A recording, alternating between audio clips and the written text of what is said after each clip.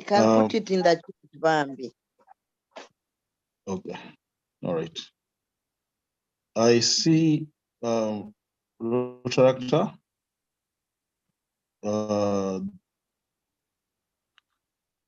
Well, the Stadia or something. Okay. Please submit. Yes. Hello? Good morning, everyone. My name is Torom Justus from the Rotary Club of Boyogere Nambole, and President. I'm glad to join this fellowship. The Rotary Club of Boyogere Nambole will be celebrating her 12 years of service on the 23rd of September. An entrance is free at Mamerito Hotel. You're all invited. Thank you so much. Thank you. Okay, let's get those two hands that are up when we can close this information session. Rotarian Ida, please submit, followed by P. Dorothy. Thank you so much, President. Good morning, everyone. My name is Ida from the Rotary Club of Kampala North and the Rotary Club of Nakawa Mobs. I'm here to remind you that the Governor's Amazing Times still exists. We're welcoming articles for the month of October. Please hand in your articles. I'll share an email where you can actually write and send the articles so that you share your stories, projects, and businesses. There is advertisement of businesses at a fee, which I'll share as well. Thank you so much.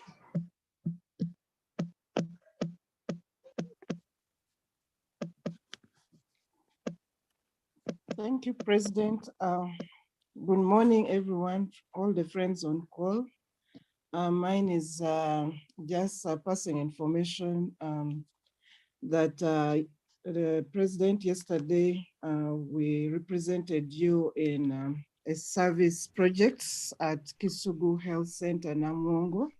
Hello? And we donated items. Can you hear me? Worth about 14 million. One of them I was being temporarily disconnected. Temporarily lost my connection. Children born prematurely. Then I hope you can hear me. Kids, the mothers Yes, were we very can. excited. Oh yes, President, we can hear you. Great. Thank you very much. Thank you for that information that you've submitted. At this juncture, I'd like to call upon AG Safina to introduce our guest speaker.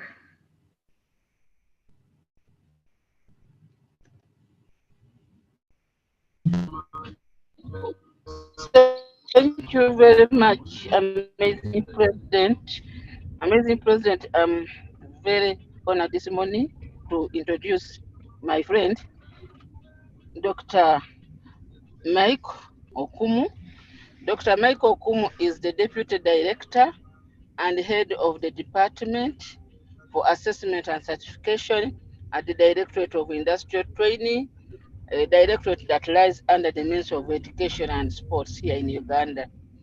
Before moving to this organization, Dr. Michael was an assistant lecturer at the Faculty of Science, Kyambogo, and the Kampala International University.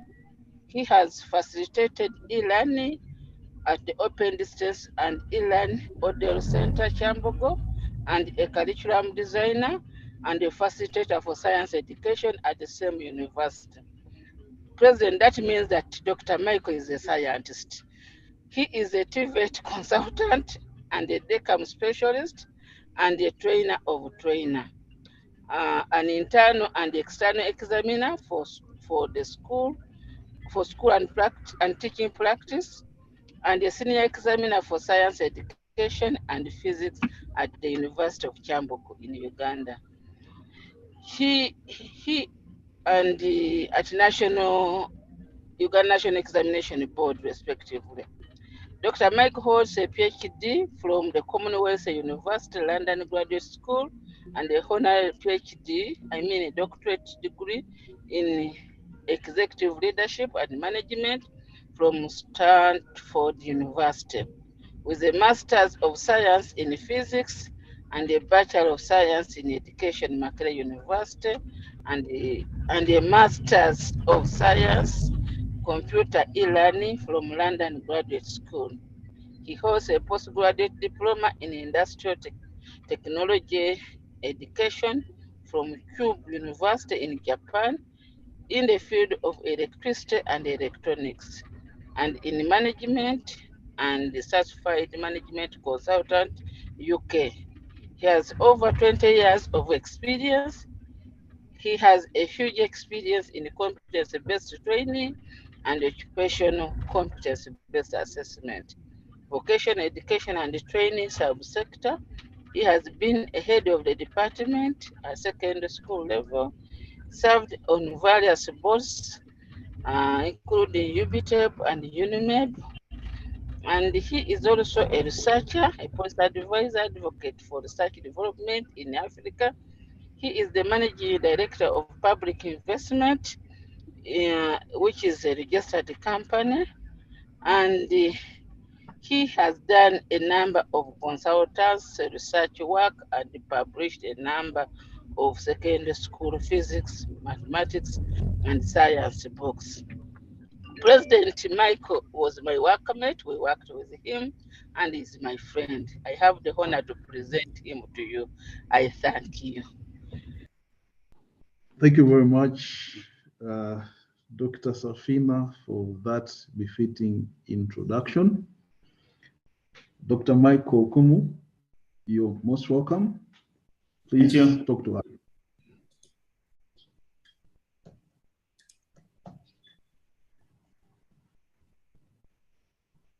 Thank you very much. You need to present. Yes, please. Okay, let me quickly give you, okay, you're able to present. That's wonderful. Yes, I hope we are seeing it. Thank you very much, Rotarian. And I am glad that I have at least 3 people, Dr. Bikumbi, Dr. Ajat Musene, and then my good friend, Dr. Okello James. First of all, I would like to thank you for inviting me to give just a small presentation on skilling the workforce for national development. This is a very huge topic, and I want us to go straight because I've already been introduced to the introduction. Let's start with skills, because if we are skilling the youth, the workforce for national development, then we need to know what skill is all about. This is when you have an ability to do something which requires some special training and knowledge. And also, on the other hand, it comes from training and experience and also practice. But the main emphasis here, we focus on knowledge, competencies, and ability to perform operational tasks. And of course, you will get that this is for someone to be able to perform a task or job which is at a standard. And it is important that when we are skilling the workforce, then we must impart the skill. Then the workforce, we take it as the labor pool in employment. This could be pool of human beings, maybe employed or unemployed. And in other words, also maybe somebody who is working or not working completely, whether skilled or unskilled, but they are all important that they need to be skilled. Then briefly on the skill development, this way can be understood in broad terms to mean basic education or initial training, and also lifelong learning. And my friend there, Dr. Musene, knows that we can achieve, and others, we can achieve this through TVET or technical vocational education and training. Of course, when we looked at technical education and vocational education and training, this is really, it has got many, many definitions. I picked the one of ILO 2013, which takes it as initial or continuing education and training. This may be provided by school training institution or providers, enterprises, but these days even you find even homes and garages, workplaces are engaged in training. And our focus is for employment in particular occupation. And we may also take it as a process of educational aspect of educational process involving an addition to general education. And the main thing here is the acquisition of practical skills, but also not leaving attitudes, understanding, and knowledge. But of course, it covers three spectra. We have formal, non-formal, and informal training. This could be understood in a number of ways, but we can achieve TVET through competence-based education and training, and this can be validated by occupational competence-based assessment, and at the end you have a certification. And when we looked at formal training, this may be taken as institutionalized. Yes, please. Could you slideshow for better visibility? You could play the slide. You mean? Yes. Are we there? Okay. Yes. Clicked. See. So this is an intentional form of learning, but which may be provided by specialized institution. But what is important here is it uses prescribed curriculum or standard for training or syllabus, and it has a specified period of time for training. We could have the providers as a community polytechnic, technical schools, vocational training institute, and some colleges, and even specialized training institution. Now, when we look at non-formal training, this is training which is outside the formal training program. It is an alternative mode of training, but it's also structured and but more flexible. But it uses also a prescribed curriculum or standard for training, and it is for all. If anybody is interested in acquiring skills or getting the skills, then one will be able to go through this training. Now, there are many providers. We have non-public providers. We have a number of non-formal training providers, formal enterprises, public institutions, and even some informal sectors are involved. Then the other aspect is in the informal training. This is completely outside the two, but it is a lifelong process. Dr. Kumu, your slides are not moving now. Sure, and but in the meantime, can you press on your right at the bottom? There's something which looks like a cap near 102%. Just click that thing. The whole screen, the full screen will come. On the bottom, on the right, near 100%, there's a cap. That cap there, if you can press it, will make the screen full.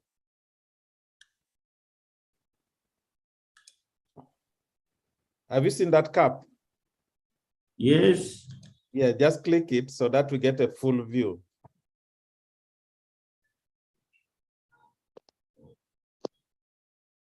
Near 100. Yeah, near 100% at the bottom on the right.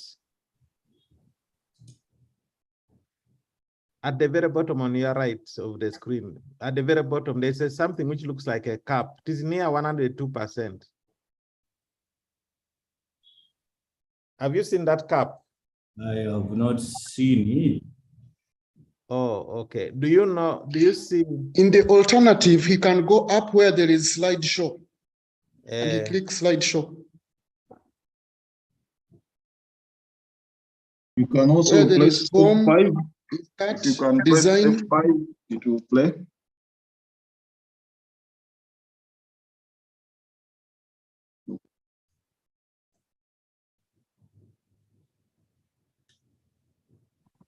Dr. Mike, are you seeing where there is a file? Just follow that law. You go first home, insert, design, transition, animation, then slideshow. You click on that one, slideshow. But here it is. I have here you are sharing the screen. Now you undo screening, undo sharing, then you go to slideshow first, then you share the screen.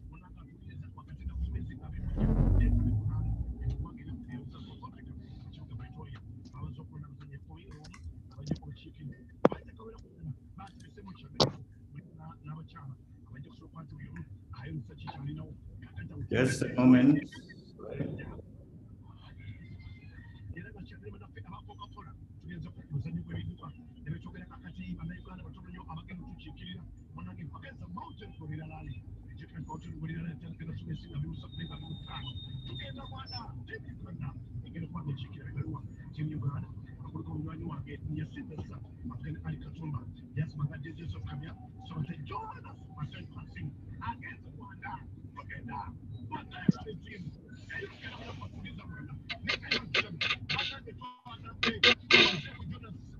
Can I suggest President?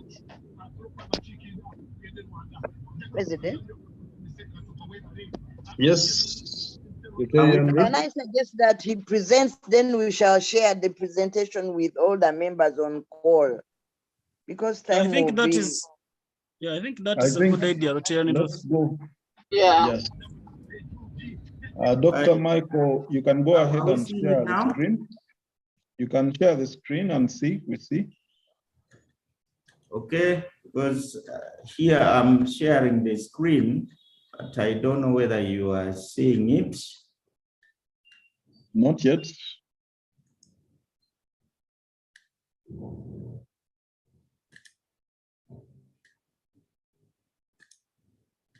Not yet.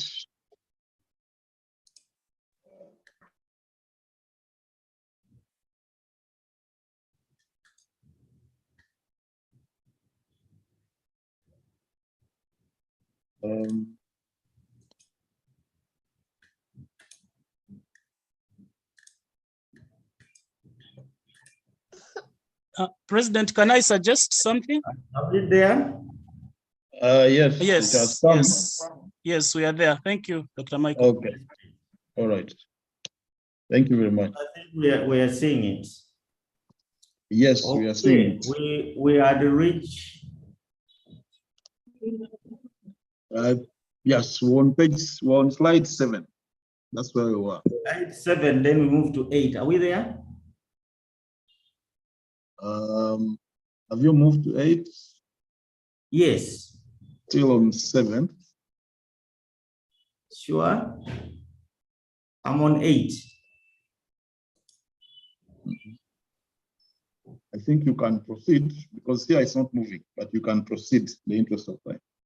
Okay. Okay. So I was talking about the informal, and I said this is referring to lifelong process. When we obtain skills, knowledge, skills, and qualifications, even attitude, which is based on our daily experience. But this kind of training is partly incidental and involuntary. But it's also an unavoidable part of life. And we can do all this training when we go through competence-based education and training. When we talk about competence-based education and training, this is a kind of education that emphasizes competence, that someone or an individual is required to have in order to perform the task which is set or at work, to set standards. But it requires occupational standard to be in place. And these occupational standards may be taken as a statement of work performance, reflecting the ability to successfully complete the task or functions required in any occupation, in a given occupation. But bearing in mind that we have to consider the application of knowledge, the skills, and understanding in an occupation. Then, of course, many countries, Uganda has now about, has 247, including what we have in the lower secondary curriculum, occupation which have been standardized. But when you compare with countries like South Africa, they have over 1,800 occupation which are standardized. So we are at a low level, but we are at least getting there, though we are not even a quarter of it. Now, our education system, when we handle this aspect of competence-based education, always what we go through the education system, but there has always been a gap between the real world and what takes place in education.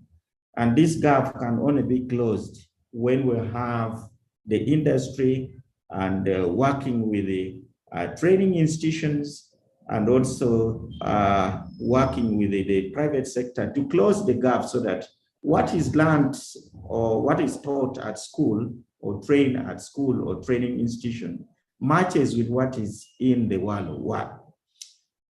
Now, Rotarian, there is what I'm calling it as a very worrying trend of enrollment in TVET. And my former boss there, Madam Dr. Safina, knows this, that in Uganda, at primary level, P1, we have almost like 1.8 million children joining. And at secondary, on S1, you have around 1.3 or 4 million children in senior one. But at the time when they're sitting for O level, they're around 300,000, sorry.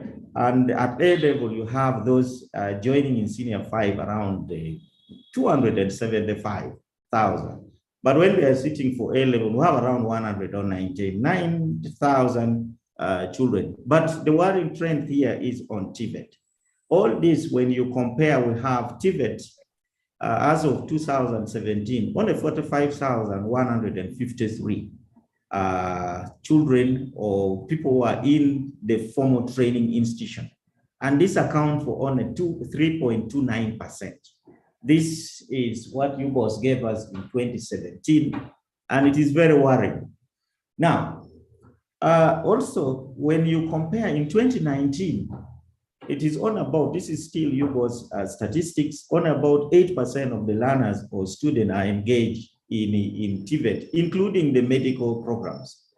But when you go in Europe and the Far East, you have 48% to 50% of the learners or students are engaged in TVET.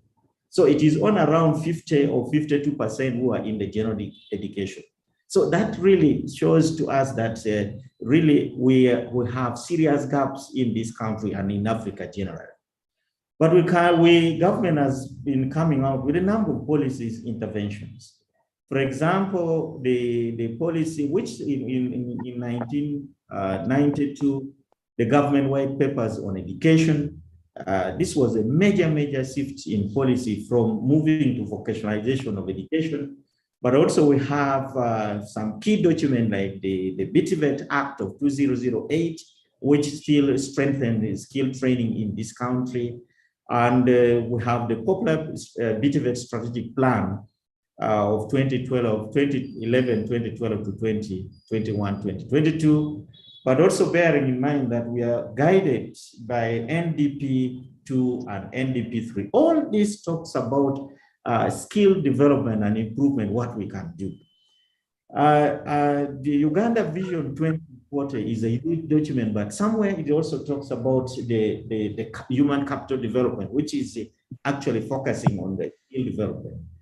And when we looked at the manifestos of this government 2016, 2021, 2021, 2026, this is the NRM manifesto. All this, there is an aspect of skill development, which is really an agenda for this government. And of course, the Ministry of Gender, Labor and Social Development came out with the Uganda National Apprenticeship Framework. Apprenticeship is almost not there in this country. They are informal. So the Ministry of Gender, Labor and Social Development wants it to become formal. And of course, now the popular TVET policy of 2019, which still brings a lot of access and many other things, private, public-private sector involvement and promoting skill development. Now, the other one is the lower secondary curriculum framework. This is introducing the pre-vocational subjects in S1, S2, and finally it will be assessed. Of course, we have a number of prospects and opportunities when we have this. For example, if we go through skill training, we would have a skilled workforce where graduates will be prepared to operate at the standard required by industry and reduce that skill gap in this country. And also our graduates will meet the labor market demand, therefore they will be employed. And of course, there is the improved training delivery, institution, industry-based, is that relationship which will be improved. Then we have improved production, income, revenue, investment, and the economy, which will definitely lead to national development. And on the other hand, we also have increased technological advancement, better living condition and service delivery to our people, and also increased collaboration between industry and training providers. And of course, sources of finance and the mechanism to be used to address skill gaps will be certain. And we need many institutions to get involved in this. Now, what are the expected roles of Rotarian? You in TVET. I just came out with a few. I was trying to look at the number of them. You could also give us some of them. For example, I was looking at you getting involved in awareness campaign of TVET. I've seen you now, we have 135 participants, and this can spread. Rotarians are spread all over the country. And you can also support skill training providers like the training institutions, etc., in a number of ways. And also supporting the trainees in terms of training kits and even some of their tuition. Because I know Rotarian can provide some support in this case. And also you can support standard development. You have seen earlier on, I indicated that the standardized occupation are 247 as of now at DIT, but the government, I mean, the other country like South Africa have over 1,800. And generally you can support TVET assessment bodies. For example, like DIT and the others. So you can even make it strong, the public-private sector, public-private partnership engagement to be strong. And that's the only way you can be engaging people in the labor market survey. You can do that as Rotarian. Of course, you can have others which you may think of. Now here I have just an illustration that please, we need to surround ourselves with those that are on the same mission as you. So I take this time, I thank you very much for listening to me.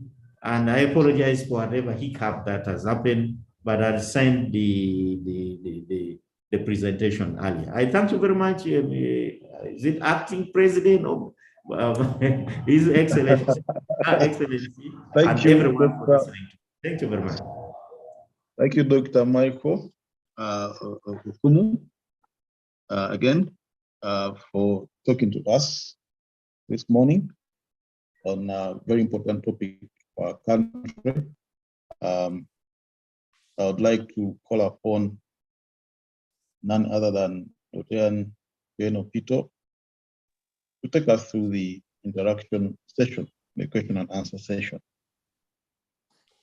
Thank you so much, President. Thank you for the opportunity. Good morning, the entire Rotary family present. Thank you so much, Dr. Michael Okumu, for your wonderful presentation. This is the point where we all have our views aired out, our questions. I'm kindly asking we do it in two ways. For the shy ones like me, you can post it on the forum and it will be read for you.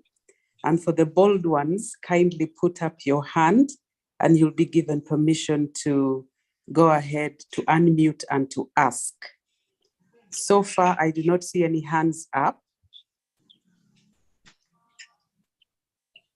And when we go to the chat room, there are also no questions visible. Doctor, I think you've done an excellent job. I don't seem to be seeing any questions. There's one hand. There's a hand up. Yes, Yes. Our own Dr. Safina, please go ahead and mute and ask. Yes. Yes, I want to thank Dr. Michael for the wonderful presentation he has made, and especially the slide where he was requesting for support from the Rotarians. Many of you know that I have a lot of passion for TVET and for skill development, and there is a motto that we are taking on these days, which we are saying, show me the money. When you say, show me the money, then we say that when you have a skill, then you have money. It is only through skills that you can be able to do work, and then you get money, and then you get a better living, and so on. So I just want to give a compliment to Doctor's presentation, is that as Rotarians, as we are supporting and advocating and so on, we need to be part of the people who are going to change the attitude towards skill development. We need to advocate much as far as getting our children into institutions that train skills. Now, yes, we have the program. I expected the CP Sam to say something, because he's doing a lot in Virginia Power, and that's the way to go. I want to thank Dr. Mike for the presentation. Thank you very much, Dr. Safina. Thank you so much, Doctor. No more hands up, but I have a question, Dr. Michael. Yes, please. It is tentatively believed that skills training tends to be, they shy off from going for vocational training, and they take it that it's usually for the people who didn't perform so well, or it is for the dull people or the people who are weak academically. How true is this? And how would you defend somebody who is there not to be thinking that she went for this because he or she is dull or never made it the other side? Thank you very much for this question. I think this is a majorly mindset and attitude. And in the past and even current, some cases, you may have a nephew or a niece, but where you fail to provide fees, or maybe you have other challenges, you may prefer these relatives of yours to go to vocational. but it is majorly mindset and attitude. And this is what we need to fight seriously. And yes, it is true that we have a serious negative attitude, but and also the mindset of our people need to be changed. However, in developed countries, I think countries like Germany, like Japan, you find people are preferring vocational training and education and training. But this mindset is also changing. This attitude is changing. We have now people are preferring to go to vocational training institute, and we have many centers of excellence. And of course, with vocational training and education, if you go through that training, you will be assured of at least doing something for yourself. So it is we, ourselves, and you, the Rotarian, to really, really fight this mindset and also go out and there maybe we do career guidance. We talk to these people, to the children at school. Of course, when you see what we are using, they are all vocational. You have the chairs, it's like whatever items you want to have at home. At least there is a hand of a somebody who did vocational. So this is something we need to work, but government is trying its best so that this is reduced and we have people who we take vocational training and vocational education and training as something which is very important as the other general education system. That's why we have now the vocational, pre-vocational subjects introduced in all level in our new lower secondary curriculum. And this is going to move up to A level. Thank you. Thank you. Thank you so much. We have another question. Before I allow P.E. Dorothy to ask her question, there's a question in the chat room asked by Jackie, Rotarian Jackie from Muyenga. She says, Dr. Michael, we beg that you suggest a change in the education policy to replace HSC with vocational diplomas. Those who wish to continue to university can do so after obtaining the vocational training. Go ahead as we wait for that answer. P.E. Dorothy, you can prepare to unmute and answer. Go ahead, yes. Doctor. Thank you. This is a very, very good idea. We have the Education Sector Review Commission, and this has just been put in place. And these are the views we need to take to them and see whether it has values for this country. It's a good thing. So we hope that the commission which is in place to gather views of Ugandans on how our education system should be, they do it objectively and we come out with something which is really tangible and long-lasting. Okay, thank you. Anne Musoke, kindly unmute in 30 seconds, ask your question. Thank you very much. Good morning, everyone. Doctor, I want to ask about the increase in facilitation, both in vocational training institutions, as you advocate for people to enter into these vocational training schools. To what extent is the government or the program doing to ensure that, that the institutions are increased? And also, I am concerned about a provision of practical skills to these students, whereby they need to be attached to various institutions. And we see that institutions that are willing to take on students are also limited. So what is being done about this to ensure that as you advocate for increase of people into technical skills, you also increase facilities? Thank you. Thank you. Thank you, Anne. Maybe, Doctor, you could give us a response in about 20 seconds. We have a couple of other questions pending.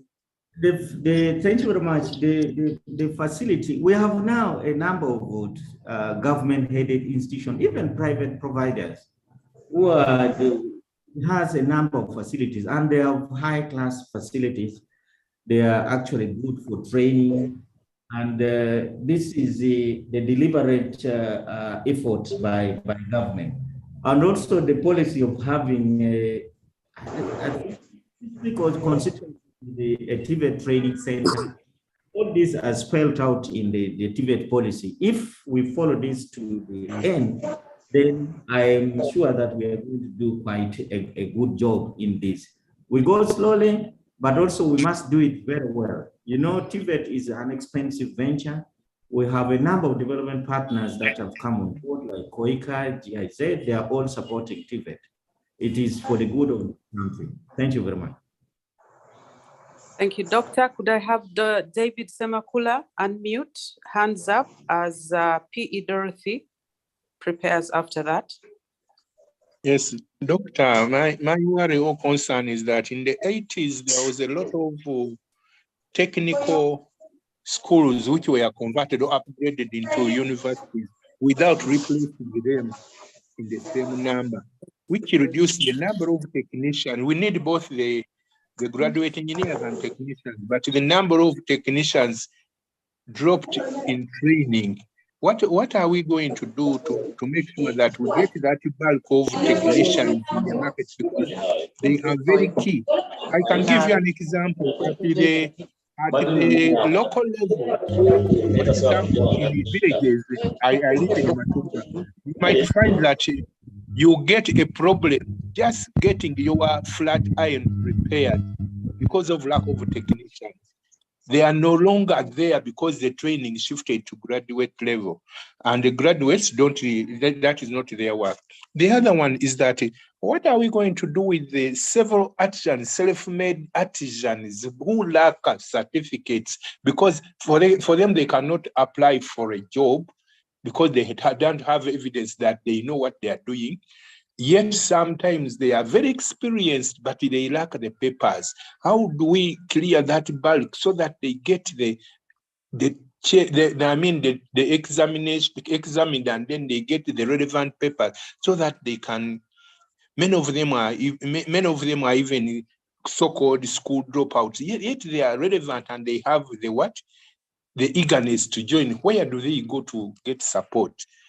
Maybe many of the questions are general and need some time, but at least try your best to answer me on those points. Okay, thank you very much. Converting training institutions or colleges to universities, that has been done, but also we have proposal to come out with the TVET universities, and this is in the offering. It is going to be introduced. And we have also centers of excellence, which have now been well equipped. They are spread all over the country. We have like Bushenyi, Elgon, Chema, and the others. And these artisans, without any form of certification, there is what we call recognition of prior learning. This is validation of skills for those ones who have not had opportunities to go through the formal training. These artisans their skills can be validated at the Director of Industrial Training and given a formal certification so that they are recognized in their work and they do it in a professional way. So that's what DIT is doing. Of course, we need to strengthen. There's a number of processes that go when you want to be validated under RPL, that it need to be followed to the dot. But this is what should be done. And it is a very, and these are the majority in the informal sectors. There are quite many. And we need to work together and see that these people have a certification which is recognized. Dr. Jain, we are running short of time. Can you summarize in a minute? Can I ask mine? I think my hand is still up. Is Dr. Jain still with us? Yes, thank you, President. Yes, I'm here, President. Let's summarize. Can I go? in a minute. Yes, PE Dorothy, you'll have to ask the last question in 20 seconds, kindly. Okay. Yeah, thank you, Jane, and thank you, President, for giving me this opportunity. I thank you, Dr. Mike, for the presentation on TVET education. I'm actually, I'm a beneficiary, and I have interest in vocational training. We run a vocational training in Lira. However, what we've realized is enrollment in vocational training is very low. We are aware government is trying to promote vocational training. However, we see that there's still more support we need from governments to ensure that children who drop out from school, because children who drop out, they drop out because of lack of finances to continue with education. So when they're out there, they can't even afford the basic to join a vocational training to upskill themselves. And that's why we have a high number of trainees who are just trained on job and they go and work without papers. So for me, my ask from government would be, how would we support these children to enroll into these vocational training schools that are out there and get the basic certificates, at least to make them competitive in the market? Because what we have seen is you open up skills and no one enrolls, and yet government from up there is actually saying there are schools for children to enroll for upskilling, and yet there is no basic support. So my ask would be, can government Thank you so spread much. out support to the vocational training schools to bring in these kids that drop out of school? Thank you. Okay, thank you. You know, government is doing quite a number of intervention, as I've told you earlier, and even development partners. Yes, the low enrollment, I've given you that statistics, but it is still our duty to see that we talk to our people, we change that negative attitude, the mindset we have. And if we start getting involved in TVET ourselves by acquiring a skill, then the children there will see that it is very important. We need to start it. We need to unlock our potentials. You are a lawyer, you are maybe a medical doctor, you are, could be an accountant. Look for, get a skill in one area and then portray your skills to these young ones. And that's the only way we can really fight this. Yes, the enrollment is low, but the facilities are there in these institutions. And I know there is a deliberate effort by government to see that this is increased. Good. Thank you. Thank you so much, Doctor, for ably answering all those questions. Thank you all those who asked. Those who have not had theirs aired out, who are in the chat room, we promise to give you a 10-minute chimeza after the presentation. Doctor, if you'll be able to be with us for that 10 minutes, and then the other questions can be answered. Other than that, President, I hand over to you. Thank you so much, Doctor. Be blessed for blessing us this morning. Thank you very much. Thank you indeed. Thank you, Rotarian Jane, for leading us in that introduction session. At this juncture, I would like to call upon Rotarian Irene Katende to give a vote of thanks.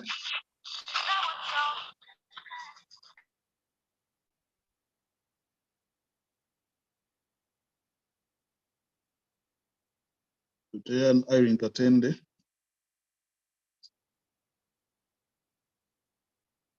Rotarian Jane, would you like to go ahead and give the vote of thanks? Yes, President, is it, can I give it in French or I have to do it in English? You can give it in our common language of English. That intimidation, Jane. Okay, Dr. Michael, Afoyo Matek, Itimu Bear, you've done us a great job to give us the knowledge that we all yearn for, but we rarely have time to seek out the answers. You have presented, you've left every stone turned, and we are grateful.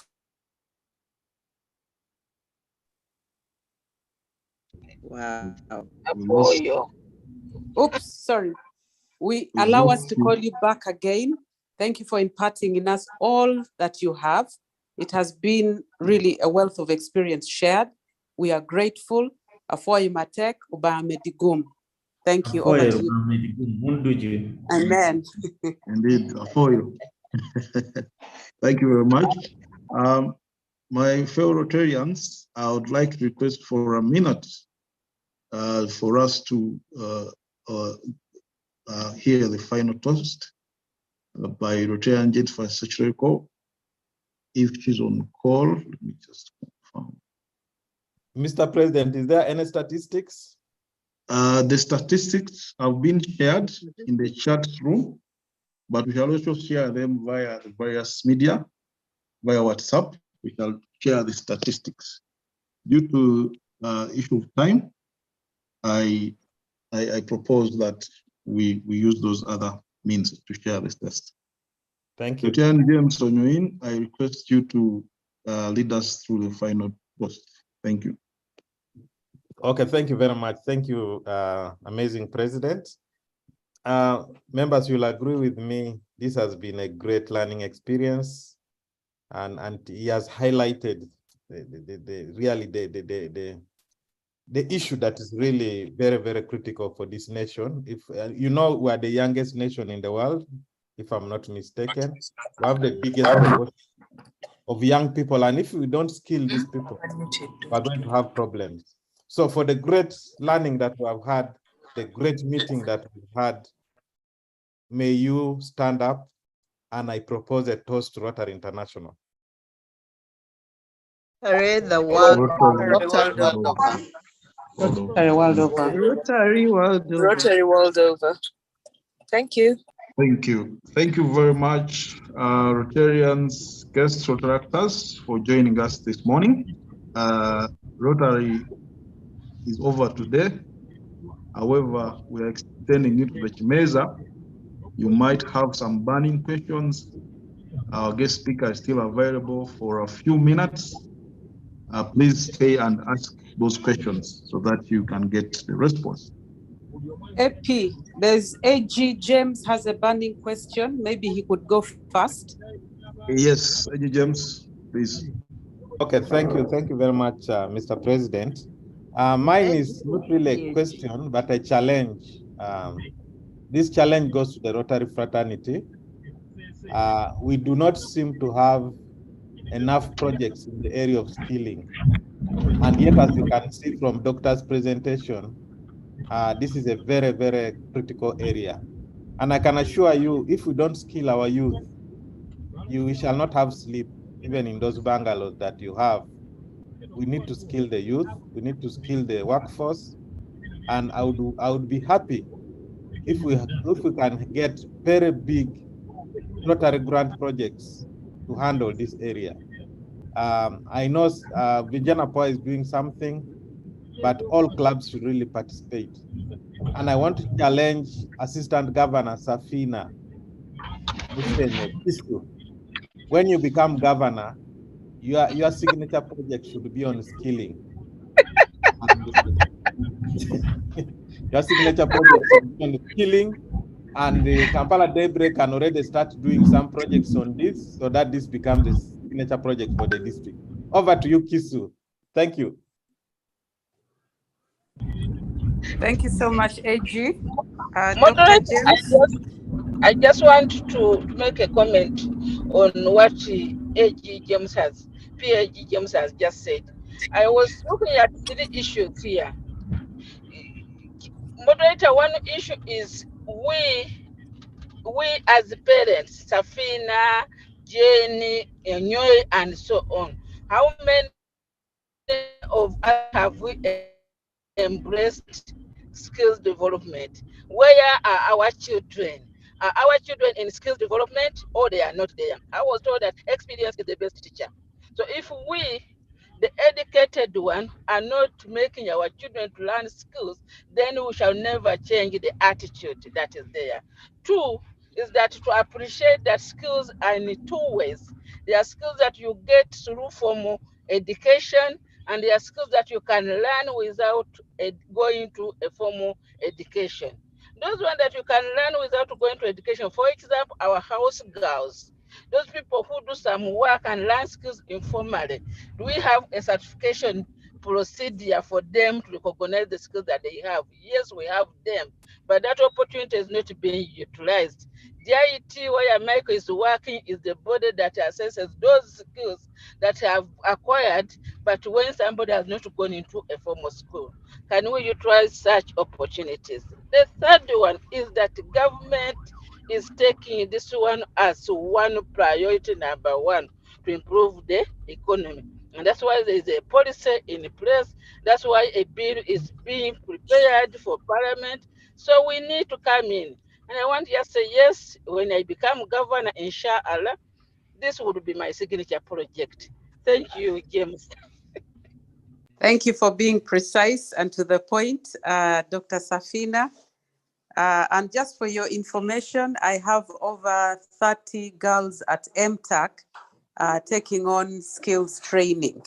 It's part of what we do where I am. Yes, we have, yes. Somebody who had their hands up has gone, but let me check in the chat room. And somebody was saying... Asim Edus is there. Okay. Let me first go with Reverend Gregory, who said, thank you so much to the presenter. Is it true that the skills training is more for urban than rural?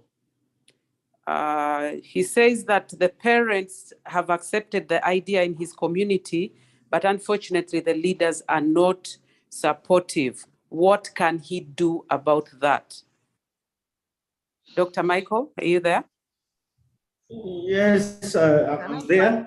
Can I first come in and then he also answers at the same time? Are you going to ask a question? Yes. Can you first answer that question, then you ask yours after kindly? Okay. Thank you. Okay, thank you very much. Skill training in urban and rural. We have now skill training being spread to the rural areas. We have delivered, there are some NGOs and even development partners who are supporting and sponsoring skill training in rural areas by setting up satellite training centers. And also government itself, we have some training institutions which have been constructed right up in the upcountry districts, in the villages. The task is for us now to turn this upside down and say, okay, let us all embrace skill training. And then we tell the people that please join the skill training. Of course, a lot need to be done. And this requires everyone to do it. Okay, thank you. Rotarian Ruth, you can now ask your question. Then I have two questions after that. And then President, I'm going to ask to close the Chimeza session. Thank you, Rotarian Jane, for the opportunity. Thank you to our guest speaker, Dr. Okum. You've really done a good service to us and surgery to the subject. About skilling, I've seen in Kampala, I've seen advertisements on WhatsApp, on other social media, where I think it is State House, I don't know whether it's Kampala Capital City Authority that is doing this skilling or State House, but the opportunities are being given in people in Kampala. When is that going to be extended up country? Because all you have to do is just to register, then you go and you are trained for that long without a single penny. The government has taken initiatives to put up institutions up country, but the tuition fees are exorbitant, Bambi. People up country cannot afford. There's even one, I had to intervene, although, and eventually people misunderstood me. There's an institution whereby, which has a grant, a global grant from the Rotary clubs of Canada and some other individual Rotarian from Uganda. But the whole thing has become so expensive. It's no longer a community development project. So what efforts is DIT putting in place to monitor the exploitation of our people up country through these institutions that have been put up? Initially, I had lowered my hand because what I'd wanted to emphasize, Past Assistant Governor James did. I wish Rotary could really take it up as a cardinal role to really finance and help our people do skilling. If I can share with you briefly, remember these 2 years of COVID, all big jobs, all people went home. But these skilled, these technicians, the plumbers, the builders, all these jobs that you would actually underlook, are the people who stayed working. For them, they never suffered at all. Rotarian, kindly summarize. I'm summarizing. If you have seen the importance of these technical jobs, I think we should really promote them even in our homes. For those of us who still have children in the universities, in the holidays, we should really make it a point that we encourage them to join these technical institutions and get those skills. Excellent. Thank you so much. Thank you very much. Before you respond to that, Dr. Michael, I would like to give the last 2 questions so that when you summarize the questions, we are done with this session. One question on top of Ruthie's question is, many people in Uganda are chasing quick money, not necessarily passion. Can you comment on this? And the last question is from Judy, says, thank you for the enlightening talk. I agree it is important to have policy interventions in the area of vocational training to enable Ugandans gain practical skills. Okay, she's just agreeing, sorry. So it is just Ruthie's question and the last one. People chasing money, not passion. Over to you.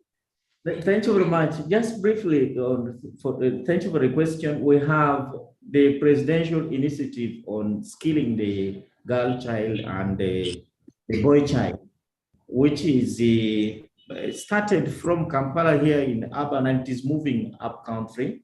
And this is going on to skill the youth. And as DIT, we do that assessment. Then government has now started the industrial hubs.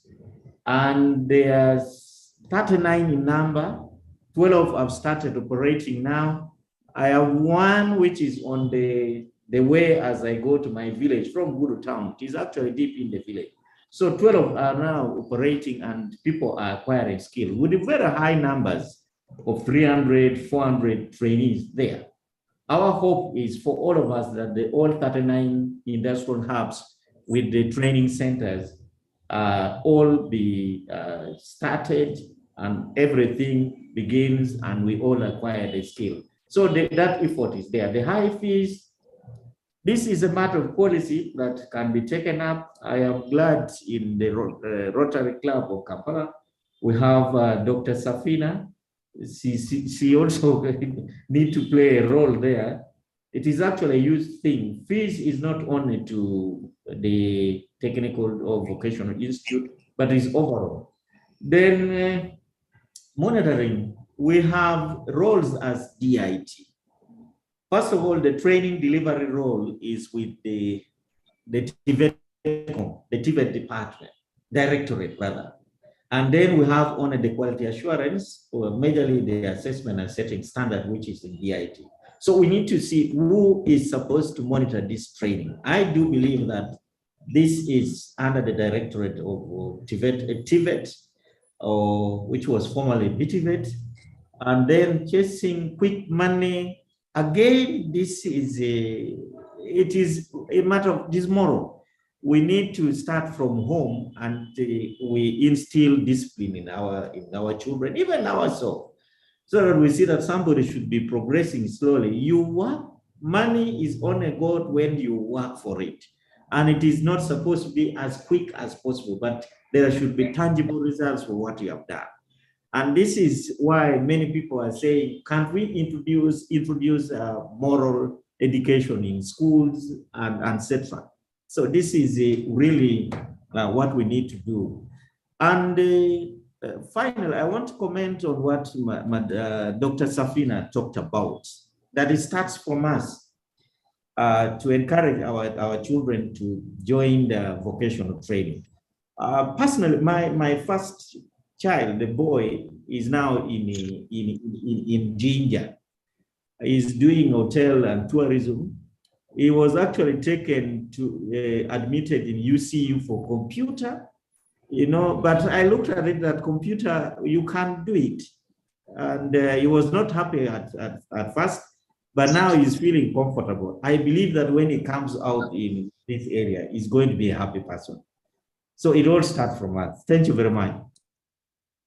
Thank you so much, Dr. Michael Okumo, for those answers. Sorry, we took a little bit of more of your time than had budgeted, but I want to hand over, thank you, to President. From Blueberries for this week, that's what we have. President, over to you. Well, thank you very much, all who have stayed and submitted all those additional questions. They just made the engagement even more richer. And to our presenter and guest speaker, Dr. Michael, thank you for giving us that rich exposition of TVET and skilling. We would like to welcome you back again next week. We present on another topic within our theme of the month. Thank you very much, and I wish you a very good morning and a great day ahead. God bless. Thank you very much, President, and have a good day. Are you back in the country or you are still away? I am still out of the country. I should be back next week. I will be in office. Let's just wait for the chocolates. Okay, enjoy yourself. I will bring the chocolates. I don't know whether you prefer them dark or light. I prefer them light. I prefer white chocolate. President, white chocolate, please. He always promises chocolate. He always other promises people are going chocolate. to Then he prefer says, the chocolate. Chocolate. Safina. Wanji? Dr. Safina. He always promises chocolate. He promises chocolate. Then when he gets to the airport, he says it melted. So don't time your appetite. You'll be disappointed. Rotarian Jane. Rotarian Jane. You are the family director. I suggest Bambi. He comes with white chocolate to do our dessert. Yeah, I also like white. I like white. White chocolate, President. Yes. Bambi. Okay, we shall go by the colors, white versus black. No, go for white, better. So we go in white, between, right? Yeah. Okay. Have a blessed day, members. Thank you so much. Thank you so much, Blueberry. Thank you. Have a great day, and thank you, Blueberry. Thank you. You're welcome. And our guests, thank you for coming. See you again next week.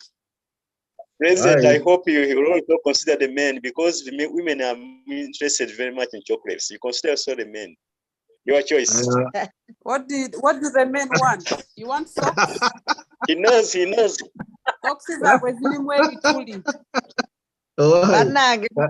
See you We guys. We need another fellowship for Rotarian Warakira and the Jaina alone. Okay, enjoy that day.